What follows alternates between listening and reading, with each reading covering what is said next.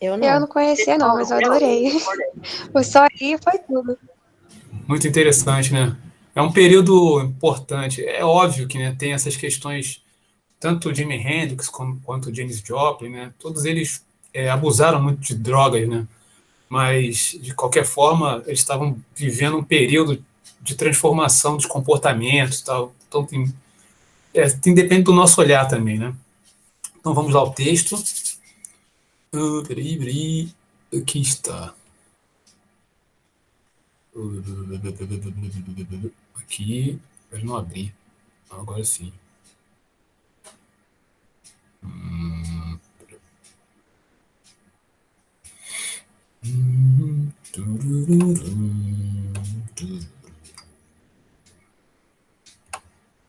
Tá chegando aí já já.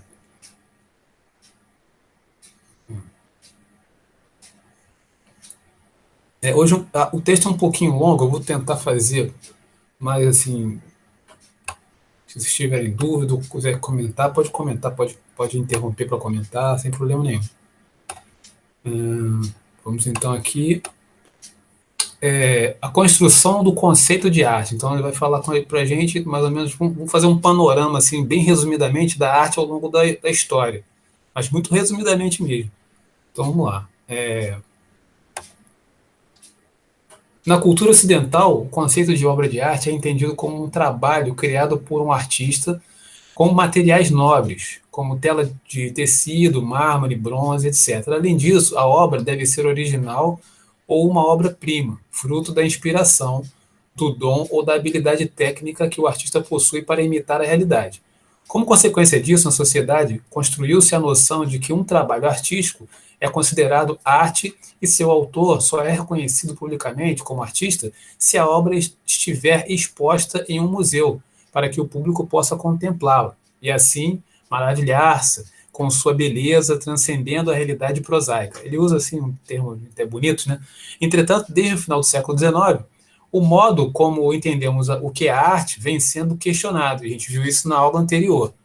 O contato com outras culturas, o desenvolvimento da tecnologia, a industrialização, a urbanização, a velocidade e os problemas do mundo contemporâneo, entre outros aspectos, colocaram em xeque esse conceito estabelecido, pré-estabelecido. A seguir, vamos ver como a arte era entendida em diferentes épocas. O que a gente escutou logo antes, né, da gente começar a conversar, a música do Jimi Hendrix, é uma certa expressão do que a gente conhece como contracultura. O movimento da década de 60 foi um movimento contracultural. Eles estavam questionando tudo que não era só a questão artística, mas o comportamento também. Então, a gente vai ver que ao longo da história da arte, o que há, na verdade, não são progressos, mas são rupturas. Né?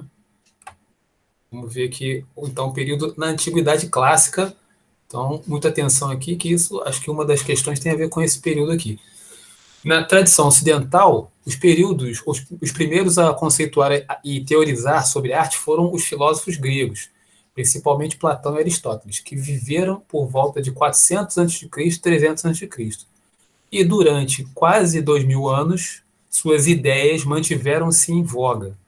A arte era entendida, então, como técnica. Assim, para que uma produção ou manifestação fosse considerada artística, teria necessariamente de ser realizada com virtuosismo técnico e ser bem acabada. Além disso, para que uma obra de arte fosse considerada bela, teria de possuir um conteúdo que refletisse os valores morais e éticos vigentes, pois se considerava que a essência da beleza somente poderia ser alcançada a partir de tais valores. Então, essa concepção do belo, que vai nascer na Grécia, ela será difundida durante muito tempo, né, justamente porque os romanos, vocês bem sabem, eles invadiram a Grécia, né, dominaram a Grécia, só que eles propagaram todas essas ideias, né, foram propagadas pelos romanos, ideias filosóficas, né, pensamentos relacionados à arte, né, que os gregos tinham desenvolvido também porque tiveram contato com outras culturas, né,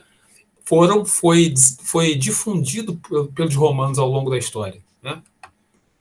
Na Idade Média, a imaginação. Agora, o período posterior já.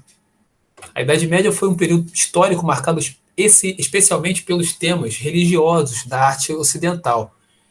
A gente vai ver que a igreja, né, era o grande mecenas, vamos dizer assim, aquela que financiava os artistas nesse período. Em quase toda a Europa, os artistas exerciam um papel muito bem definido, retratando histórias bíblicas nas paredes das igrejas e nos castelos dos nobres, e realizando trabalhos decorativos com temas mitológicos ou exaltando o reinado de seus monarcas. Hoje em dia não se fala mais assim, mas o período da Idade Média, durante muito tempo, foi considerado como Idade das Trevas, não sei, né? Tinha essa ideia, assim, não sei, você já deve ter ouvido falar sobre isso. Mas os historiadores mais contemporâneos dizem, né, comentam, e as pesquisas mostram que esse período da Idade Média, que foi um período longo, foi um período riquíssimo de profusão de ideias, né? Tanto nas ciências quanto nas artes, né? Teologia, filosofia, né? Então, hoje em dia, acho que não se usa mais essa ideia de Idade das Trevas. O trabalho artístico era realizado por encomenda. Por isso, o papel do artista daquela época pode ser comparado ao de um profissional liberal do mundo de hoje. É difícil fazer esse tipo de comparação, porque tanto na Idade Média quanto na Antiguidade, né, o artista não tinha valor nenhum. Ele, assim, era contratado para fazer ali, mas ele não tinha essa questão do, como a gente conhece, como a gente entende hoje, né, como se fosse uma coisa genial, um camarada um cara genial, não tinha essa ideia, né? O camarada era um artesão, né? Esses artistas eram basicamente pintores e escultores que trabalhavam por longos períodos envolvidos nas construções das grandes igrejas. Não havia autoria, sobretudo na Idade Média. Você não tem um autor, você não sabe quem fez a Catedral de Notre Dame. A gente não tem quem foi que fez. Ao longo de vários anos foi sendo construído. Não tem os arquitetos que participaram. Você não está datado, não tem nome. Havia também muitos artistas especializados em tapeçarias e vitrais, que eram comuns na decoração dos castelos. Esse tipo de profissão era aprendido quase sempre em família ou nas corporações de ofício e passado de geração em geração. Então tem um nome, só vou lembrar agora, quem joga RPG vai identificar. Eram guildas. As guildas eram as corporações. Então você tinha as corporações dos sapateiros, tinha as corporações dos marceneiros, tinha as corporações do artista. Então, nessas corporações, nessas guildas, era muito interessante assim, né? Se o meu filho fosse estudar, por exemplo, com o Leonardo da Vinci, fosse para a guilda do Leonardo da Vinci, ele ia ser um aprendiz lá, ia passar por todo um período, não sei quantos anos, para se tornar mestre. Né? Mas aí, né, ia ter que fazer várias coisas ali, não era só pintar, né? Era ajudar a arrumar o ateliê, né? Fazer outros tipos de trabalho. Mas tinha esse tipo de aprendizado, né? O mestre e o aprendiz. Com o advento do Renascimento, aqui já é um outro período, né? Você está em Idade Média, tem o Renascimento. Os estudos sobre o homem e suas produções, entre elas a arte, ganharam maior impulso. Passou-se então a valorizar a imaginação e a considerar a arte como expressão da subjetividade. Nós falamos isso, né, logo nos nossos primeiros encontros, a importância da subjetividade. Só que nesse período aqui, nós é que olhamos, né, o homem contemporâneo é que olha para esse período da Idade Média e atribui essa característica de valorização da subjetividade. Né? Enquanto eles estavam lá naquele período, não havia essa ideia do indivíduo, como eu falei, não tinha uma autoria. No Renascimento vai começar isso, que a gente já tem Miguel Ângelo, Leonardo da Vinci, e aqui, né, sempre lembrando, a gente está falando da arte europeia, né? A gente já comentou sobre isso, né? O eurocentrismo, né, que está baseado no todo o nosso conhecimento, né? Infelizmente a gente privilegia esse caminho da arte, né? Nós já tivemos a oportunidade de ver aí um pouco sobre a arte africana. Uma obra era considerada bela caso refletisse a racionalidade do seu autor e fosse obtida por meio dos estudos matemáticos e anatômicos. Só aqui rapidamente um comentário, né? O Renascimento, como vocês também já sabem, estudaram sobre isso, ele é uma volta àqueles valores greco-romanos. Né? Então, essa questão da racionalidade, né? da harmonia, né? Todos esses aspectos vão ser buscados lá no Renascimento, né? Os valores renascentistas, lá na Grécia, perdão. Vamos aqui para a segunda página. Na era moderna, aqui já dá um salto, o espectador foi Na verdade, a era moderna é o olhar agora para o espectador. Foi no período das revoluções burguesas que os estudos relacionados à apreciação da arte ganharam impulso. Assim, passou-se a considerar que, para uma obra de arte ser bela, ela precisava necessariamente causar uma experiência estética. Não sei se nós falamos sobre isso nas primeiras aulas. Nós falamos sobre subjetividade, eu acho que nós falamos um pouquinho de experiência estética. Como experiência estética, entenda-se a experiência arrebatadora com o belo e o sublime, uma energia de extrema amplitude ou força, que transcendesse o próprio belo e levasse o observador ao conhecimento de si, do mundo e da vida. Ao vivenciar uma experiência estética, o sujeito, além de se emocionar, mobilizaria conhecimentos prévios e elaboraria seu pensamento. Aqui, então, a arte já muda um pouco o aspecto, ela já, assim, já é uma relação entre o objeto artístico e a pessoa que está observando. Né? Não é mais como no passado, como nós vimos lá na Grécia, na Idade Média, né? Que o belo, né? A coisa, isso era o mais importante, a beleza do objeto. Né? Aqui já começa a se pensar na relação entre o objeto e o sujeito, que vai se intensificar na arte, né? No final do modernismo e na arte contemporânea, né? Nós estamos vivendo agora. Idade contemporânea, crise da arte. Aí, aqui, ó, ele começa. Aqui ele dá uma ideia daquilo que eu falei da ruptura. Mas isso não quer dizer que não tenha acontecido nos períodos anteriores também, as várias rupturas. Né? Com o advento da Idade Contemporânea, principalmente a partir do século XIX, acontece uma explosão de estilos e movimentos artísticos, cada qual com sua proposta estética. Nessa época, em geral, os artistas estudavam arte em academias e conservatórios por longos anos para depois romper com os cânones. Essa ousadia era justificada pela personalidade do artista, encarado romanticamente como rebelde, excêntrico, em razão da intensa e variada produção artística que a época contemporânea passou a apresentar. Os críticos, estudiosos que teorizavam sobre as obras de arte e as avaliavam, passaram a ter papel fundamental na legitimação da produção artística. Então, eu acho que eu falei para vocês isso, né? Tinha um mundo da arte, né? Existe, né, um mundo da arte, tem aqueles que são que legitimam, que dizem o que é arte e o que não é arte. Né?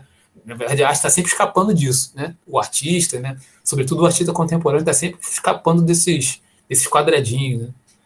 Além deles, muitas vezes, os próprios artistas legitimam suas criações, por meio de textos críticos e manifestos, enriquecendo o conhecimento artístico e estético. E agora vamos para o último período, que é o contemporâneo. Século XX, arte em relação.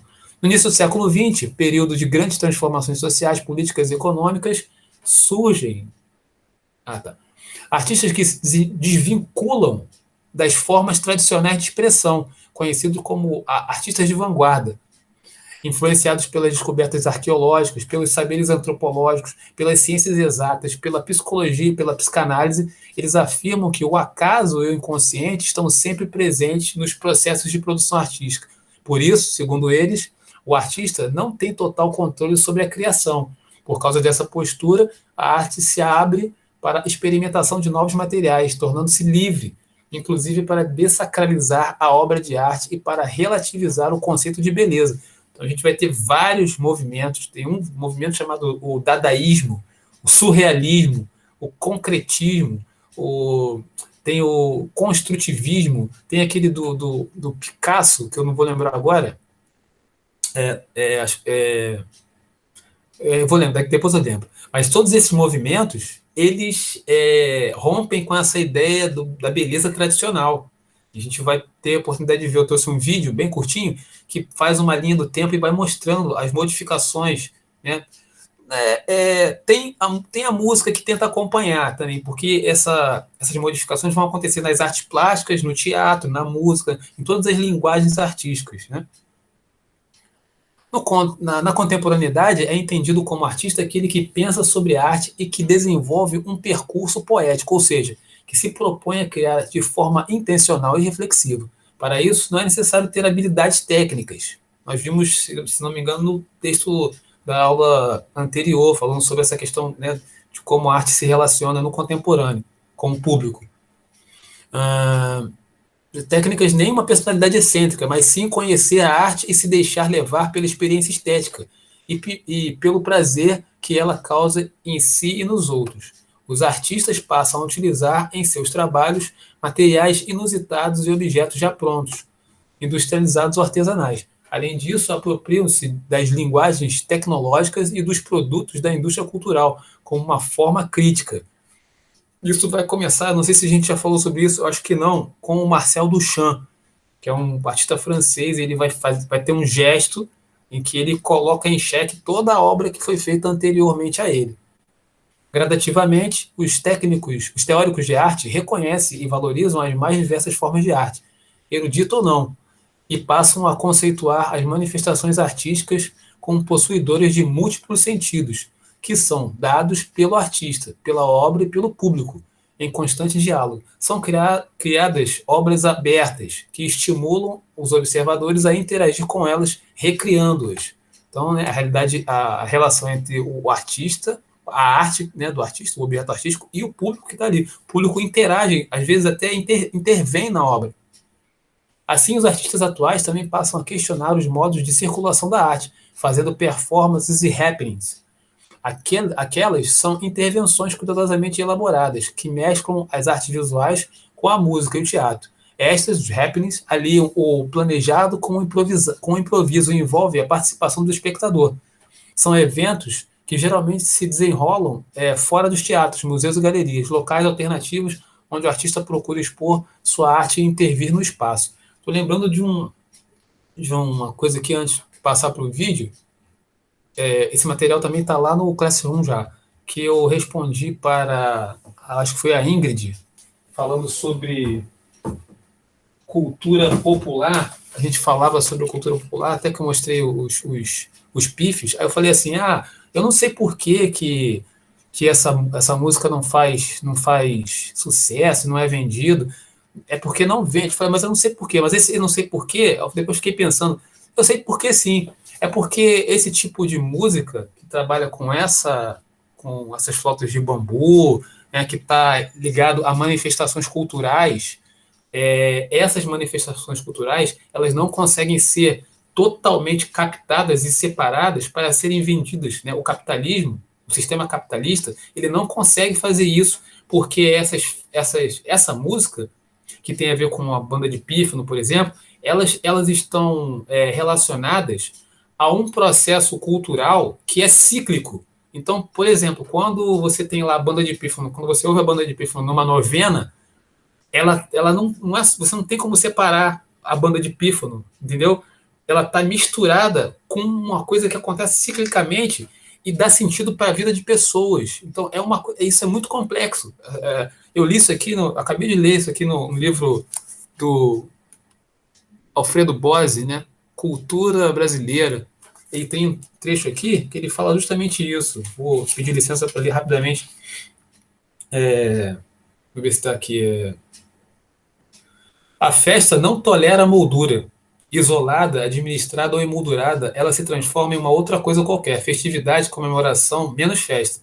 Nesse sentido, ela marca o limite da apropriação, porque é impossível transformá-la em mercadoria sem perdê-la.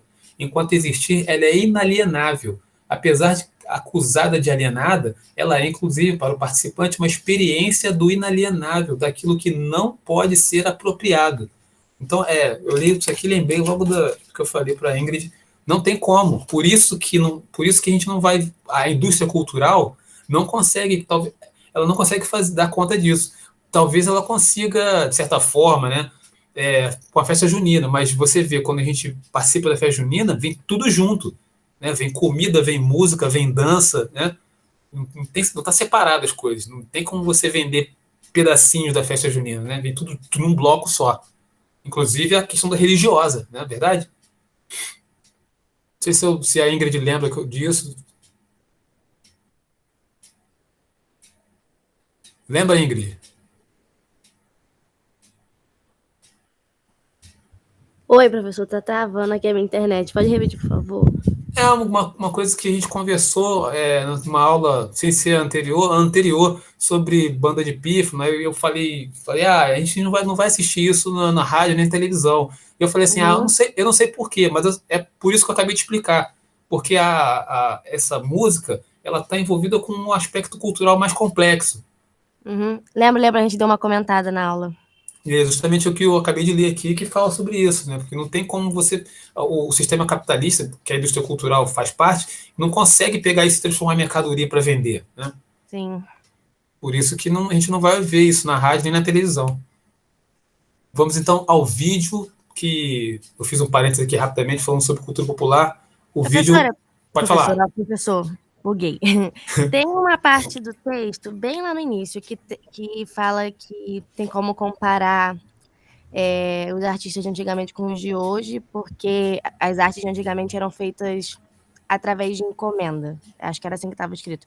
Eu não entendi muito esse trecho. Então, eu até fiz um comentário. Eles tentam fazer uma aproximação entre o artista do Renascimento, da Idade Média, com o artista de hoje, mas é difícil fazer essa aproximação. Por quê?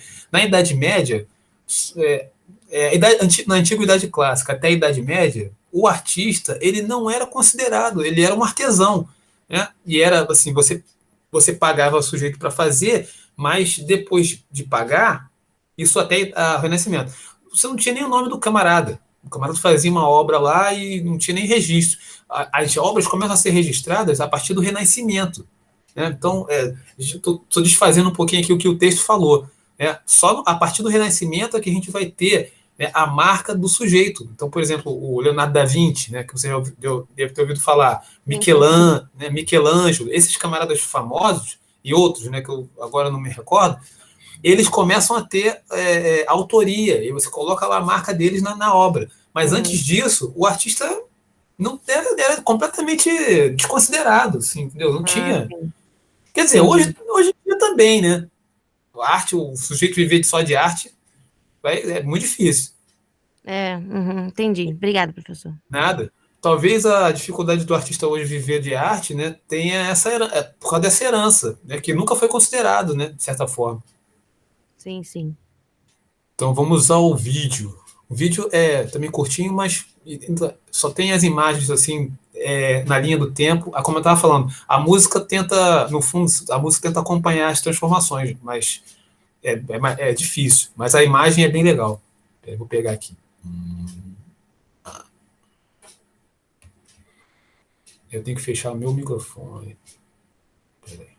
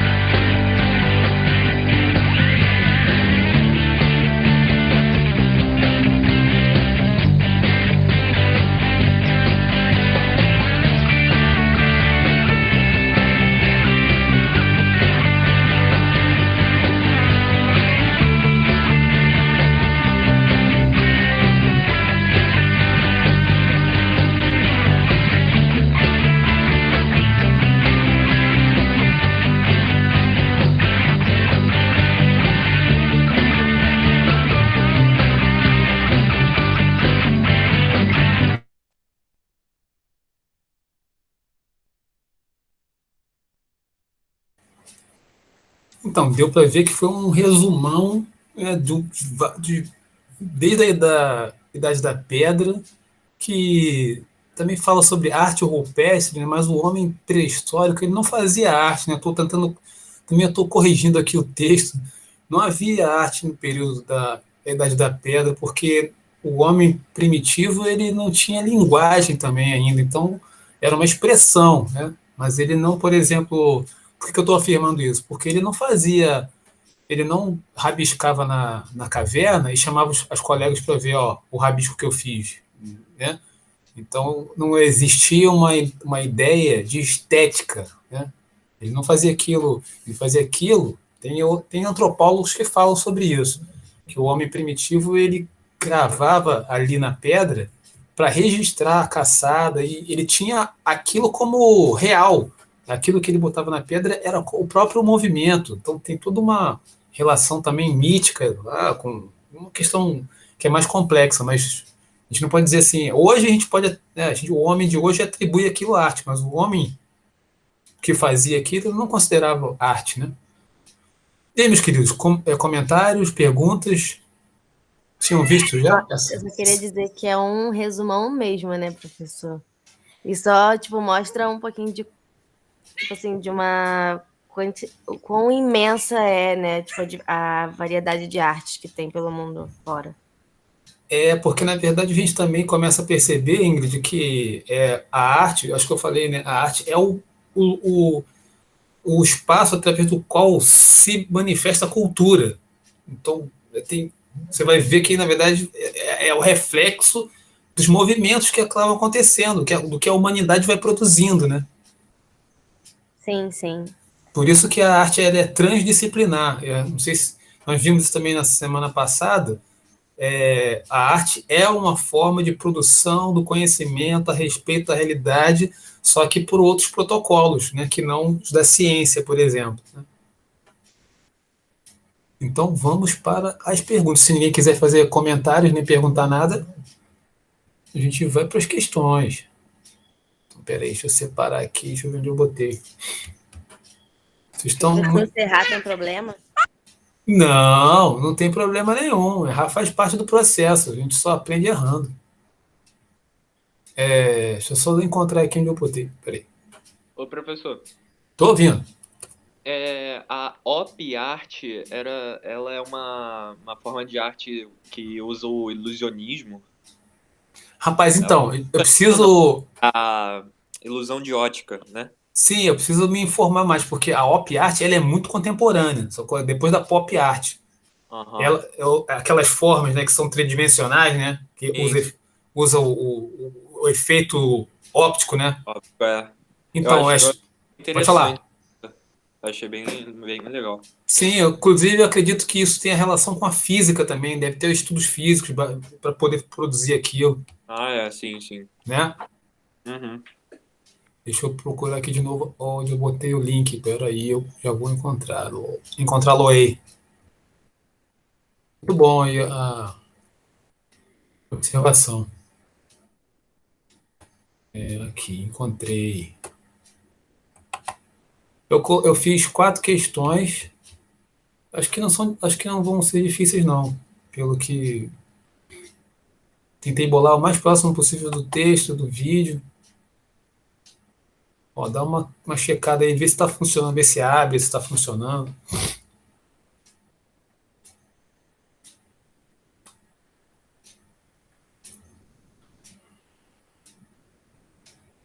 Esses últimos 10 Consegui minutos. abrir. Beleza. Peraí. Eu vou abrir aqui para ler as questões. 22 aqui. Ih, calma aí que eu vou ter que agora fazer login com a conta. Ah, mas tá pedindo login? Pra mim tá, pelo menos. Pera aí, deixa eu ver aqui se eu tiro essa parada. Aham. Não, aqui não tem. É porque você deve ter entrado com conta da escola, não sei. Porque aqui o que eu fiz não tá pedindo coleta de e-mail, não. O meu também não. Você deve ter entrado com seu e-mail pessoal, Guilherme. Eu não sei, eu só cliquei no link. Você tá logado com o teu e-mail pessoal. Tá, eu vou fazer o login aqui com a conta da escola. Beleza, então vamos lá. Para a primeira, eu vou lendo a questão e depois, aí, se tiver que ler de novo, eu leio sem problema. A Catedral de Notre-Dame, em Paris, parcialmente destruída por um incêndio em abril de 2019, é um exemplo da arquitetura gótica expressa na verticalidade. Vou ter que virar aqui. Na horizontalidade do meu celular.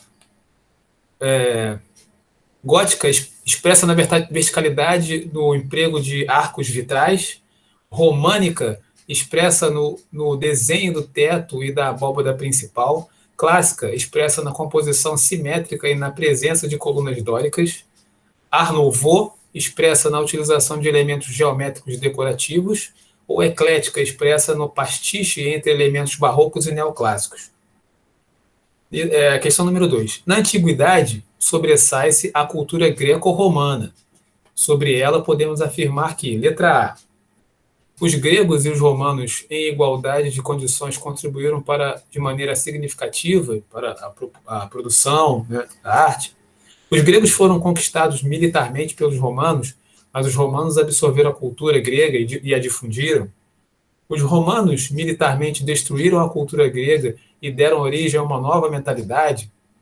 Os gregos militarmente se destruíram na guerra civil do Peloponeso e os romanos não puderam usufruir das suas contribuições. O projeto artístico acontece ao ar livre. Número 3. Espeto Paulo César Silva, mais conhecido como Espeto, é um grafiteiro paulista envolvido com o skate e a música. O fortalecimento da sua arte ocorreu em 1999 pela oportunidade de ver de perto as referências que trazia há tempos ao passar por diversas cidades do Nordeste do Brasil em uma turnê com a banda Rapa, o Rapa.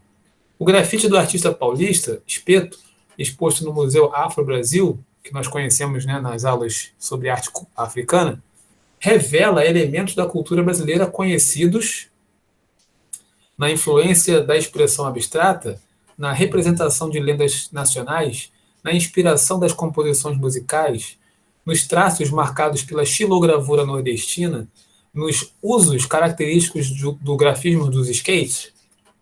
E a última questão, ela se refere, se refere às questões. As questões que você acaba de responder podem ser identificadas nos períodos históricos. Assinale a opção correta sobre o período a que cada questão se relaciona. Então, a questão vai dizer né, a ordem que elas estão. Bizantino, gótico e românico, coloquei um N a mais aí, errei, desculpe. Letra B, Idade Média, Antiguidade Contemporânea. Letra C, Barroco, Rococó e Clássico. Letra D, Modernismo, Arcadismo e Feudalismo. E letra E, Comunismo, Capitalismo e Socialismo. Então, vocês têm 4 questões aí para fazer. Eu estou esperando as respostas aqui muito ansiosamente. Acho que não está difícil não, né, gente?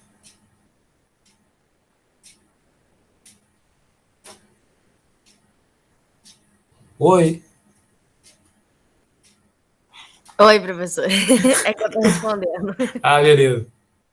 Então, cada questão vale 2 pontos. Aí eu vou fazer o seguinte, vou usar, assim, em vez de botar atividade lá, eu uso como atividade, pode ser? Tá bom. Mas aí foi aquilo que eu te perguntei de errar, não tem problema não, né? Ah, poxa, não. Mas assim, né? Vamos fazer assim com carinho, né? Não, claro, óbvio.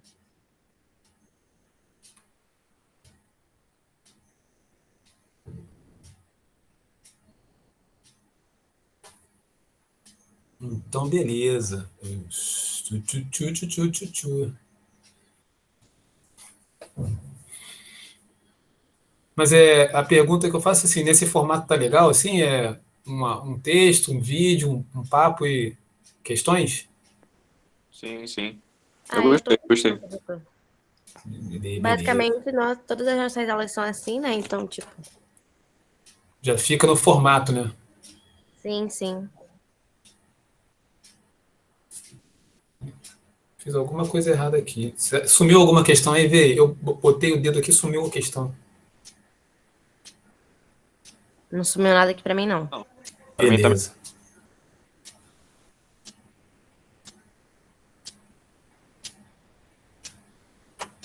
Tudo certo. E também vocês, se a gente for nesse ritmo, ao final do ano, vocês têm um banco aí de questões, né? Possivelmente eu não sei como é que se eu serei professor de vocês ano que vem, mas aí, se eu for,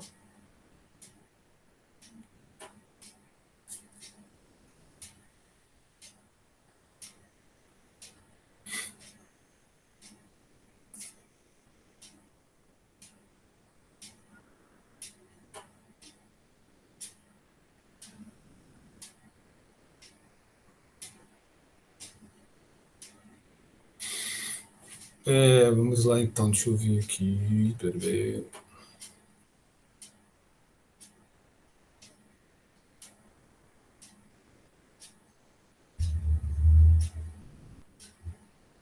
Opa, uma resposta chegou aqui.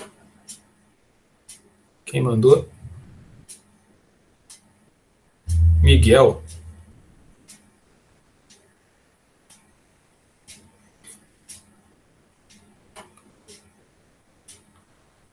Ingrid mandou também.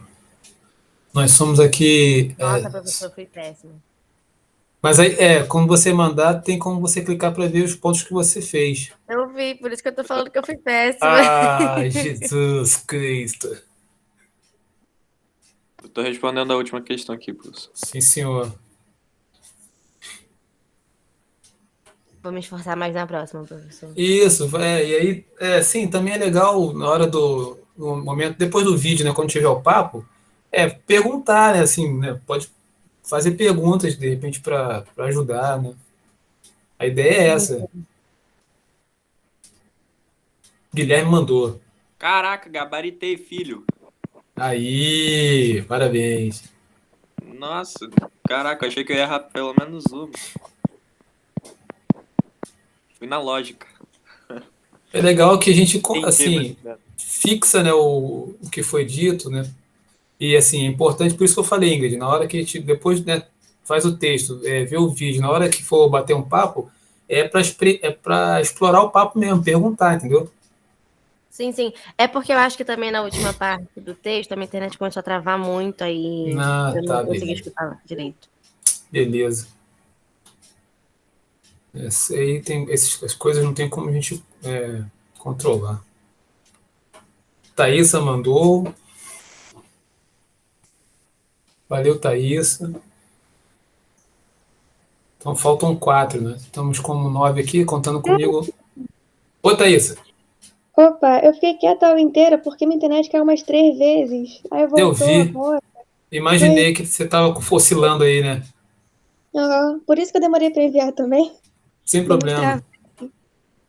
Ó, alguém mandou aqui só com o nome da turma. Não mandou com o nome. Quem é? Fui eu, professor, desculpa. Ah, tá. Maria Eduarda. Não esquece de colocar o nome, gente.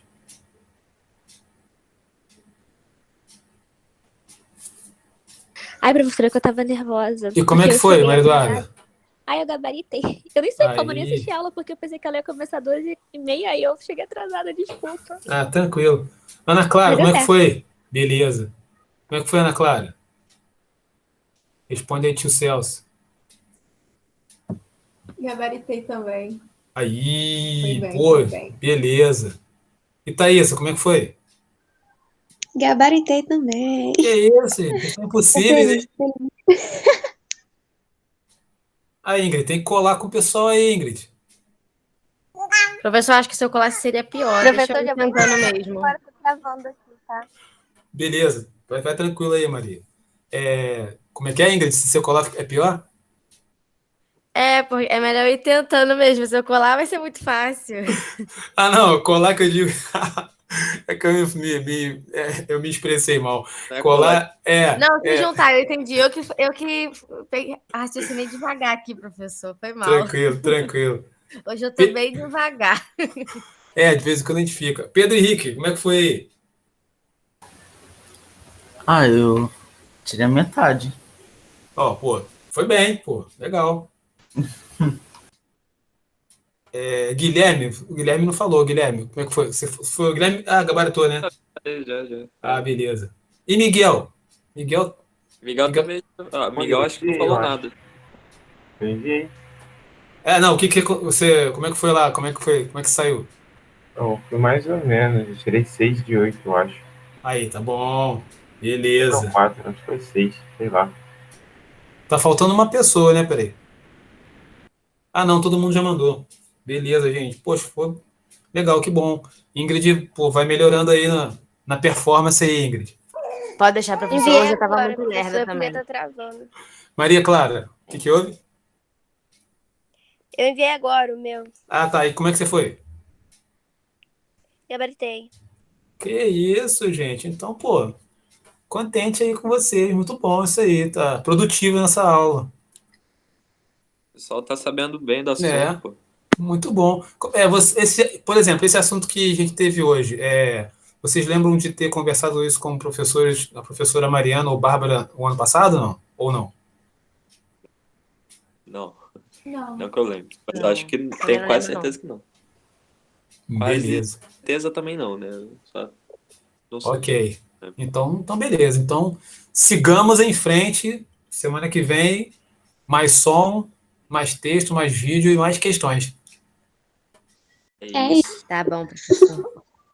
Obrigada. Eu que agradeço a paciência de vocês. Tchau. Valeu. Tchau, professor. Tchau, professor. Até a próxima semana. Tchau. Valeu. Tchau, professor. Valeu.